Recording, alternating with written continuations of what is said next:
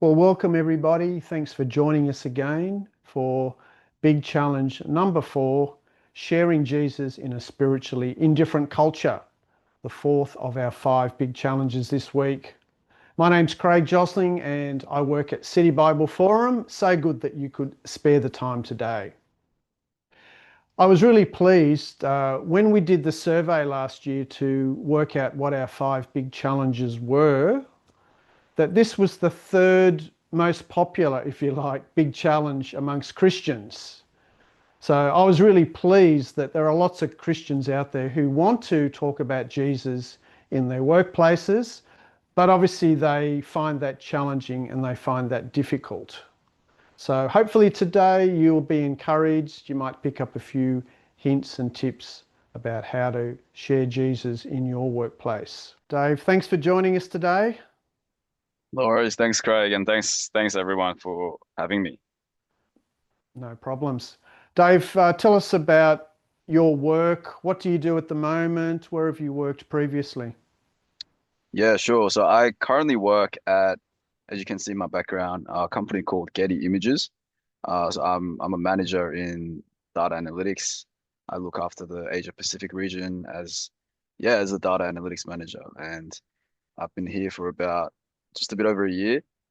Before Getty Images, I used to work at a company called Deloitte. Um, in there, I was in also in data analytics, but working more in risk with working with lots of banks and financial services. Okay. And Dave, what have you found the culture of your workplaces to be like, where you are at the moment and maybe when you were at Deloitte? Yeah. So culture in my current workplace, Get Images, it's obviously it's a much smaller company than Deloitte. But it's like everyone's very friendly. Everyone's happy to have a chat in the office.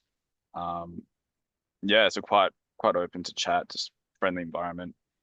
In Deloitte, uh, people are also friendly and happy to chat, but because it's such a big company, it's just hard to get to know. I think it's almost impossible to get to know like everyone, even in your floor. There's so Mm. many people.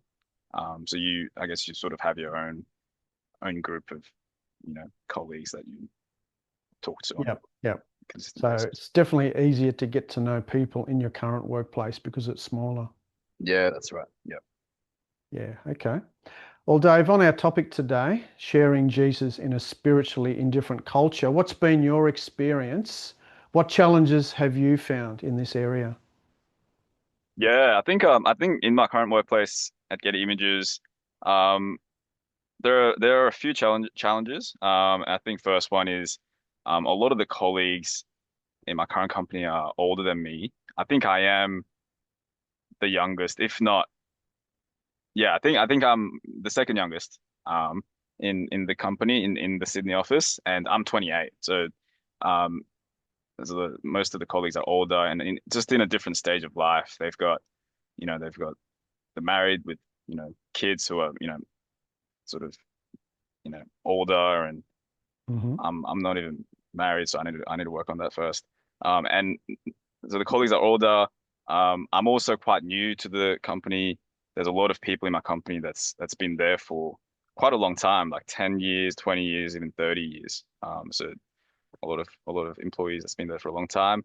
Um, in terms of challenges around talking about Jesus and church, I've I've mentioned to I think most of the colleagues that I've talked to in the office and online that I go to church. When we talk about our weekends, I'd mention going away on a church camp or just doing stuff with church people. But in terms of responses to that, they've been I feel like it's been a little bit dismissive. Not a lot of response when I bring up church to my colleagues. Right. So some of the challenges are that they're a bit older than you. Some of them have been there for a long time. So is it a bit hard to sort of break into the social circle?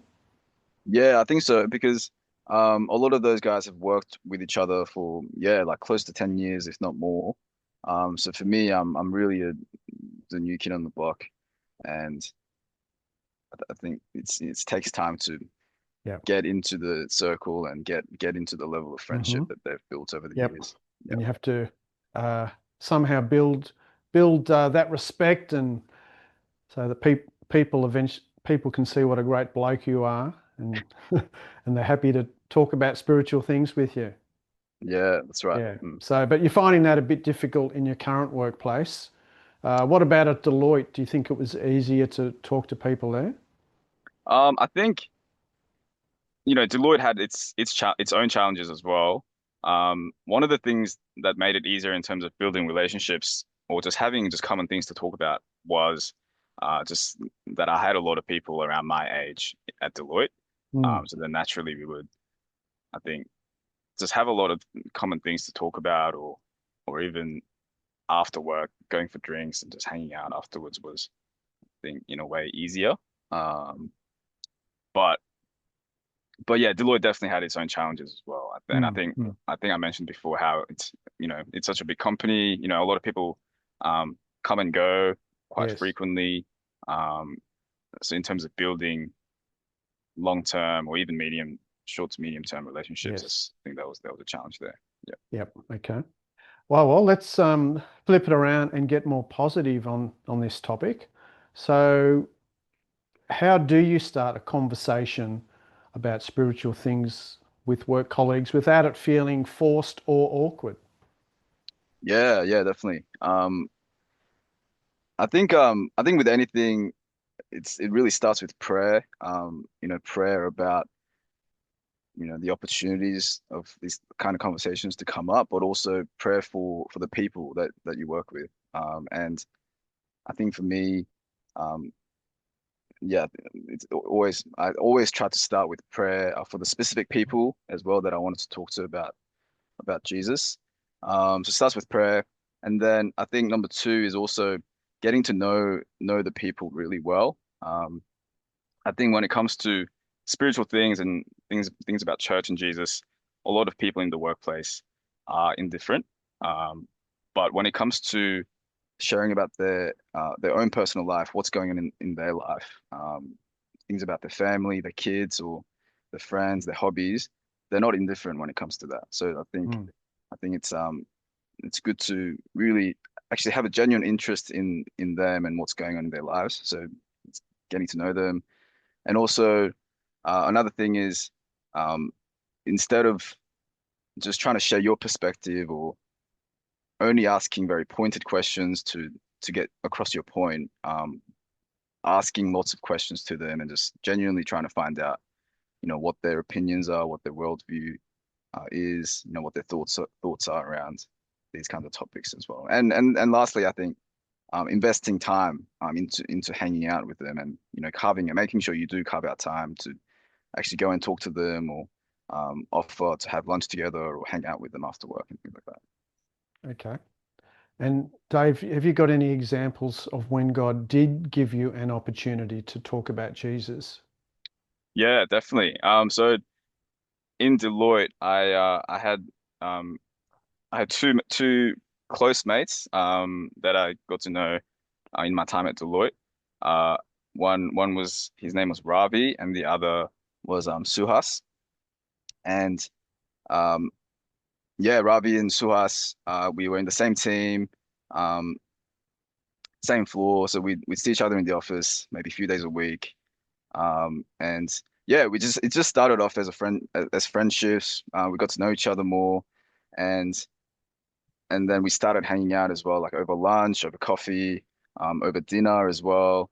And then yeah, I think I started like I said before, praying for the opportunities to come up where I can talk about Jesus and church, but also praying for those guys as well. And I think praying for them led me to actually care about who they are, or, what they care about, what's going on in their lives, which naturally led me to try to spend more time with them and having more conversations with them and asking them more questions and hearing their thoughts.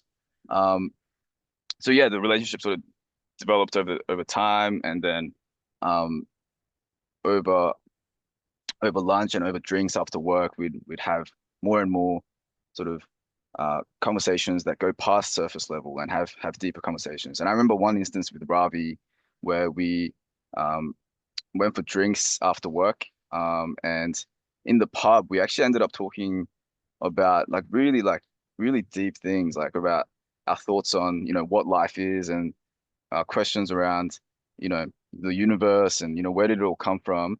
And then that's when I got a real opportunity to share about my view on things like meaning of life, where do we come from, what's this all for. And that's when I actually got the opportunity to ask Ravi, hey, would you like to it sounds like you're interested in uh in my views, which is the Christian view um of the world and where everything comes from, of Jesus. Hey, would you like to read the Bible with me? Because Mm. that's where I get my sort of view from. And he was very happy to. He was very open and happy to um read the Bible with me at that point. All right. So you've been reading the Bible with him. Yeah, that's right. So then after that, we started reading the Bible in the office, like during lunchtime. Started off once a week. Sometimes it became twice a week. So Ravi would come up to me and like on a Tuesday, is like so our regular day was usually Friday, but sometimes he'd come up to me on a Tuesday or a Wednesday and say, "Hey, let's go read the Bible," That's good. He was which was, he yeah, was really exciting. keen. Yeah, that's Fantastic. right. Now, Dave, tell me or tell us, how has being part of a Christian fellowship group helped you? Yeah, yeah, massively, I think. So my friendship with Ravi and Suhash was there, but I think it was only after I was actually part of the Christian um, fellowship within Deloitte where I started to see real fruit. And I think it started where I met, firstly, realizing that there were other Christians in the company. I think that in itself was very encouraging. Made me realize, oh, I'm actually not alone. I'm not the only Christian in the company. And before that, I think I had a lot of um, almost timidity around um, what if I'm the only Christian, and if I speak out, what's everyone going to think about me? But I just knowing that there were other Christians in the company that I work with was very, very encouraging.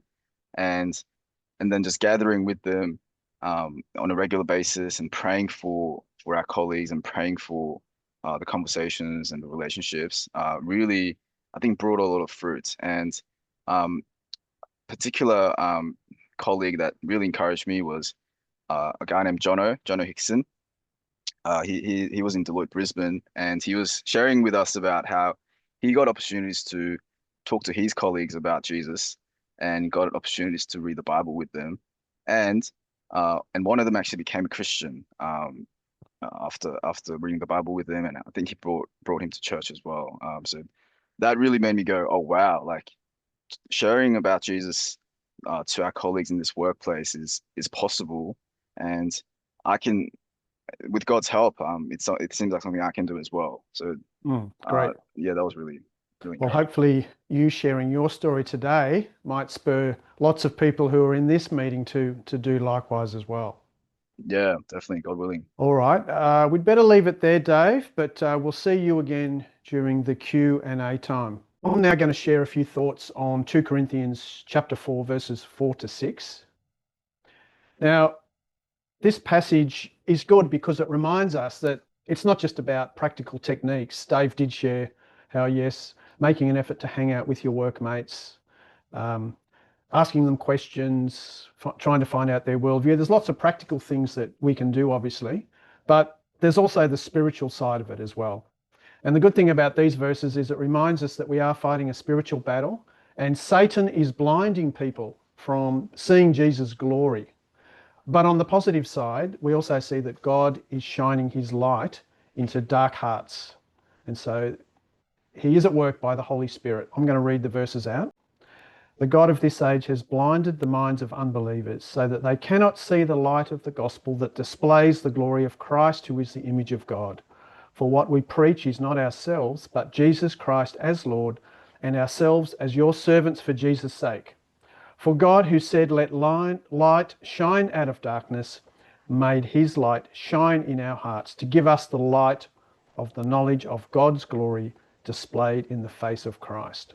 So it is a spiritual battle. We shouldn't be surprised when people aren't interested in talking about spiritual things. Satan has blinded them. Even when we think the gospel is so logical and there's so much evidence for it, why don't more people want to find out about it? Because it's a spiritual battle. But on the positive side, God is at work by the Holy Spirit, and He does give us opportunities, and He does enlighten people to make them interested and then to want to find out about His word. So Dave mentioned one of his main points was to keep praying for God to shine His light into the hearts of our work colleagues. And I think that's one of the takeaways from today.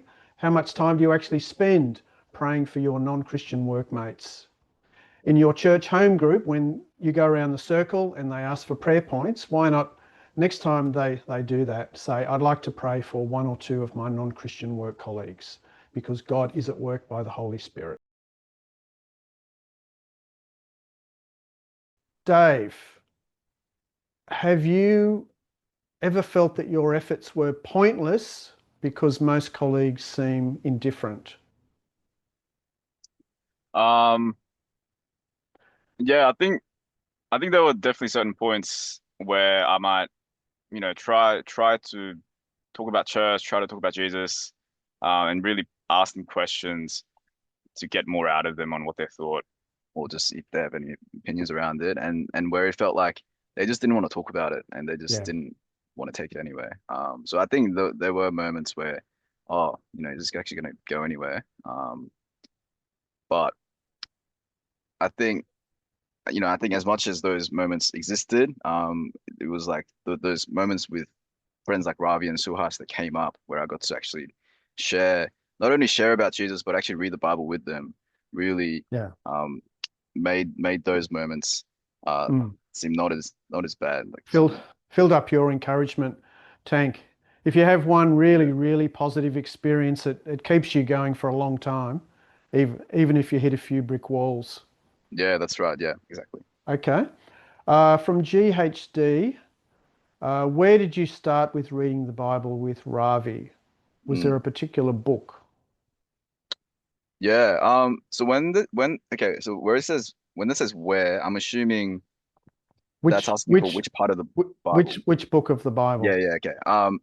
So we actually used the word one to one, which Craig you introduced me to. So that started from the book of John. So we followed the app, the word one to one, and read through John, and also I think Acts was the one after John as well. Okay, good. There's a comment from Scott. He's just maybe in your current situation, invest in relationships for the long haul. Mm, So we yeah. have to stay at Getty Images for at least another 10 or 20 years, Dave. Oh wow. Okay. No, no, no We'll promises, see. but God Yeah, willing. that's right. All right. Question from Victor. Any advice for people who are quite happy to talk about surface level things, but not anything deeper? Mm. Yeah, I mean, I think I need advice for that as well. But again, like I said before, and I'm happy to hear your thoughts, Craig, as well after this. But as I said before, when it comes to Jesus and church, like a lot of people are indifferent. But when it comes to, what's going on in their lives, their family, their Mm, hobbies, they're not indifferent. So I think it's good to start, there and actually show interest in what's going on in their yeah. lives and who they And are. and I guess you spent a lot of time after work hanging out with Ravi and Suhash. Mm, yeah, So yeah. just having plenty of time to allow things to get deeper helps. And as you said before, Dave, asking questions, asking them what do they think, or asking the why question. Why do you think it's like that? Mm, yeah, that's right. Okay. Question from GHD. Are you usually the one to initiate spiritual conversations, or have you found that others bring it up? Yeah, I think I usually initiated it. I think it's very rare to find someone else. I mean, from my experience anyway, it's been very rare to find someone else come to me and say, "Hey, do you believe in God?" Or start something spiritual. Um, I think again though, um, it hasn't like where I've seen a lot of fruit wasn't where I just go up and cold approach and start a conversation about God. I think it's again, like going back to having genuine care for for the people and actually showing love to them. Because I think if when you talk to these people and they feel that you actually are interested in them and you have love for them and you care about what they think, I think they're open to talk about anything. So I think it starts there. But yeah, I don't know if you keep maybe if you keep praying, someone might come up to you and start a spiritual conversation. That'd be amazing. Yeah. Okay. Do you think it's easier to share Jesus with people who are younger or people who are older? Yeah, that's a really good What's been question. your experience? Yeah, well, I feel like my range, the range of people that I've talked to have only been in like people in their 20s and like maybe 30s. Um, I'm yet to share or have like a really deep gospel conversation with people older. Um, so yeah, I don't know if that answers the question. Did you have any thoughts, Okay. Craig? Yeah, I actually found this McCrindle summary that from a survey they did. It was a few years ago, but they said more than half of Australians talk about spirituality or religion often when they gather with friends. But Gen Z, which are people who are under 28, are the most comfortable in talking about spiritual things. And it said the baby boomers, they're people who are 61 and older, are the most uncomfortable in talking about. So I think younger people are actually more open to speaking about it. There's a few other stats which are interesting here. 68% of people in Australia are either spiritual or religious. So there are more people out there who are willing to talk about spiritual things than we think. In fact, more than 1 in 2 people. It's just a matter of, I think, creating the right space, the right environment, and taking initiative and having a go. Now, Dave, I'm just wondering, do you want to say anything like a final word, something to sum up for today? Yeah, definitely. Something I wanted to mention before but didn't get a chance to mention was, as a Christian fellowship group in Deloitte, we actually organized events, in Deloitte, and I think this might answer your question as well, Craig, from CVA. We organized a pretty big outreach event for Easter, where we invited pretty much all the non-Christians on our floor, or just sorry, all the colleagues on our floor for Easter morning tea, hot cross buns, etc. And then we got a chance to share about what Easter means to us, to them. So we actually got to talk about Jesus and what Easter means for Christians. Um, so yeah, I think the encouragement there is, yeah, really lean into your Christian fellowship group. Pray with them about your non-Christian colleagues. Um, and then organize these events together. I think you might think the companies you work at might be really closed off about having events like this or talking about these things, but I think I was quite surprised that they're quite open when we approached Mm. the event Yeah. organizers and tried to organize these things. Yeah. Yep. And they're a good catalyst, A, for, I guess, giving the Christians a bit of a nudge to go and invite your friend to this event. And even if they say no, it might lead to a good conversation or to people actually coming along to the event. And then you can have further conversations. Yeah, that's right. All right. Time's up, Dave. We'd better leave it there. Thank you so much for your time today. Really appreciate it. No worries. Thank you so much, guys. Appreciate it. Okay.